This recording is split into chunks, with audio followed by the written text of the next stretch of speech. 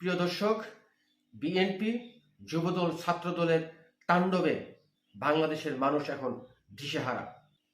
গত 5ই আগস্টের পর থেকেই তারা সারা বাংলাদেশে এই তাণ্ডব চালিয়ে যাচ্ছে। তারা প্রতিটি আওয়ামী লীগের নেতাকর্মীর ব্যবসা বাণিজ্য, বাড়িঘর, দোকানপাট সহ তাদের সম্পদ দখল করে নিয়ে যাচ্ছে। অপরদিকে সরকারি অফিসগুলোতে তারা ঢুকে সরকারি যত কার্যক্রম আছে সেগুলোতেও তারা হস্তক্ষেপ শুরু করেছে। তাদের কাছে এখন প্রশাসন অসহায় হয়ে পড়েছে। আজকে ঝিনাইদহ একজন উপজেলা নির্বাহী কর্মকর্তাকে বিএনপির নেতাকর্মীরা হামলা করেছে। কি অবস্থা! এরা এখনো বাংলাদেশের ক্ষমতায় কিন্তু নির্বাচিত হয়ে আসেনি। নির্বাচিত হয়ে ক্ষমতায় আসলে এরা কি অবস্থা করবে দেশের একমাত্র আল্লাহ জানে। তার মানে বিএনপি, যুবদল, ছাত্রদল, কৃষক দল এই সমস্ত সংগঠনের চেয়ে